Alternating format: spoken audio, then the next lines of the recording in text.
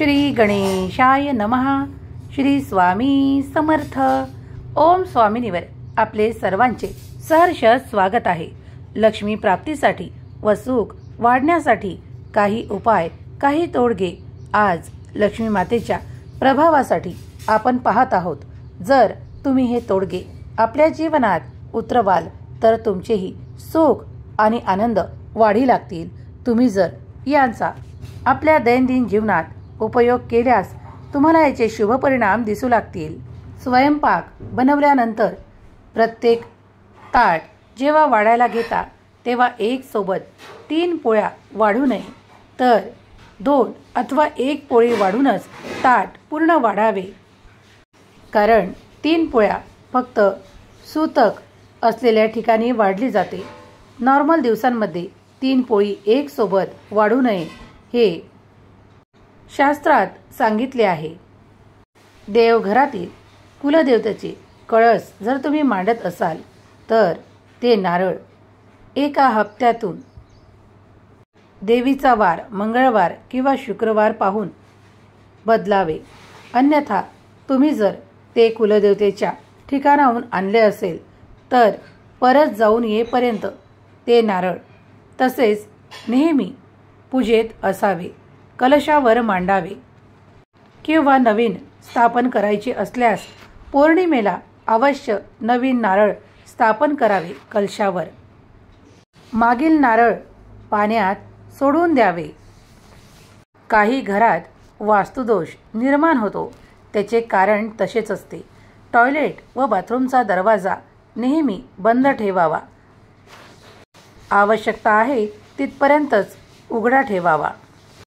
घरात नेहमी सकारात्मक बोलावे. ओरडा आरडा करून किंचाळू नये किंवा काही कामे सांगताना ओरडून सांगू नयेत. यामुळे घरातील वातावरण दूषित न होता सौम्य राहण्यास मदत होते आणि घरातील वातावरण प्रसन्न राहते. विनाकारण घरात कुणाच्या काही वादविवादाच्या गोष्टी बोलू नये. त्यामुळेही घरात दोष निर्माण होतो आणि महालक्ष्मी माता नाराज होते. जर तुम्ही कधीकधी कुणाच्या गोष्टींवरून घरात वादविवाद करत असाल तर यामुळे सुद्धा माता महालक्ष्मी नाराज होते. म्हणून हे करणे टाळा आणि आपल्या घरात नेहमीच शुभ वातावरण ठेवा. शुभ गोष्टी करा, काही चांगल्या गोष्टी करा, काही चांगले मंत्र लावा, ते ऐका. घरात लक्ष्मीकारक लकी बांबू, स्नेक प्लांट यासारखी रोपे नक्की लावा. कधी कधी तुमच्या हातून मुंग्या मारल्या जातात, ते देखील एक पाप आहे. जर तुम्हाला हे पाप संपवायचे असेल तर मुंग्यांना साखर, रवा एक सोबत टाकावा किंवा गूळ, थोडे पीठ एकत्र करून त्याची गोळी बनवून जिथे जास्त मुंग्या आहेत, जिथे झाडे आहेत, मोठे वृक्ष आहे, त्याखाली ते ठेवून यावे. त्यामुळे तुमच्यातील ते सर्व काही दोष नाहीसे होईल आणि तुम्हाला लक्ष्मी प्राप्ती होईल. त्याचप्रमाणे महिलांनी ही गोष्ट अत्यंत महत्त्वाने पाळावी. आपल्या घराची समृद्धी वाढवणे हे आपल्याच हातात आहे. धर्मशास्त्रात प्रातःकालच्या स्नानाला फार महत्त्व आहे. जर तुम्ही 5 ते 6 या सकाळच्या दरम्यान स्नान केले आणि देवाला आंघोळ घातली तर अत्यंत शुभ परिणाम तुम्हाला दिसून येऊ लागतील आणि तुमच्या घरात लक्ष्मीचा निरंतर वास राहील. कुठल्याही अडचणी येणार नाहीत आणि सुख समृद्धी वाढी लागेल. हा उपाय अत्यंत महत्त्वाचा आहे. समुद्र शास्त्रानुसार ज्या पुरुषांची छाती ही रुंद असते व नाक लांब असते त्यांची खूप कमी वयामध्ये खूप जास्त प्रगती होऊ लागते. त्यामुळे त्यांनीही लक्ष्मी मातेला प्रसन्न करण्यासाठी लक्ष्मी मातेचे भगवान विष्णूसोबत पूजन नित्य करावे. त्यामुळे त्यांना कमी वयातच अधिक प्रगती पाहण्यास मिळते. ज्या घरात, ज्या वास्तूत माता महालक्ष्मीसोबत सुरुवातीला श्री भगवान विष्णूंचे ध्यान चिंतन एकाग्र मनाने केल्या जाते आणि विष्णू सहस्त्रनामाचा पाठ ऐकल्या जातो तिथे तिथे लक्ष्मी माता स्थिर होतात. वातावरणात वास्तूत काही नकारात्मक दोष निर्माण झाल्यास त्या घरात त्या वास्तूत रात्री झोप येत नाही. तशा वेळेस झोपण्यापूर्वी काही मंत्र जसे कुलदेवीचे स्मरण आणि शुभ पवित्र मंत्र ऐकावे, म्हणावे किंवा देवाची स्तुती ऐकावी. अशाने शांत झोप लागते. किंवा स्वामी समर्थाचा जप करून झोपावे. हे तोडगे, हे उपाय पाहत असताना जेव्हा तुमचे वय 40च्या आत आहे तर तुम्ही तुमच्या बँक खात्यात अधिकाधिक रक्कम भरत जाणे आणि मग तीच तुम्हाला पुढील काळात कामाही येईल. कारण अडीअडचणीला कुणालाही मागण्यापेक्षा आपल्या जवळचे सर्वात चांगले.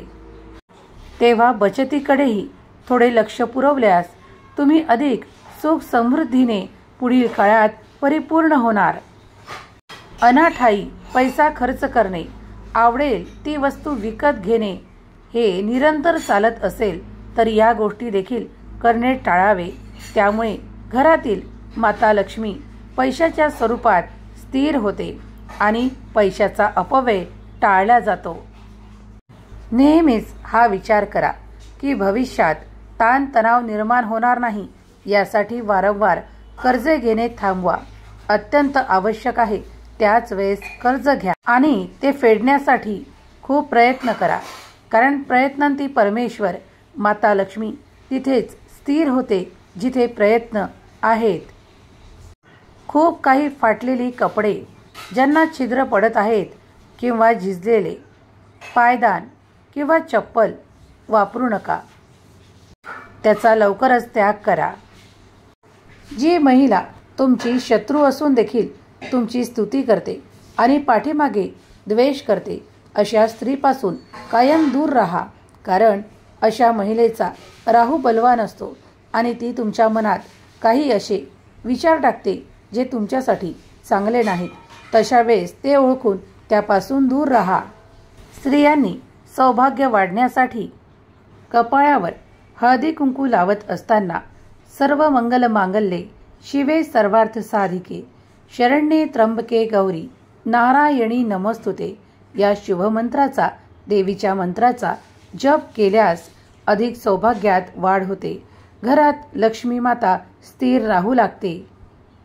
प्रत्येक पत्नीने आपल्या पतीसाठी सायंकाळी देवासमोर दिवा अगरबत्ती लावल्यावर प्रार्थना करावी.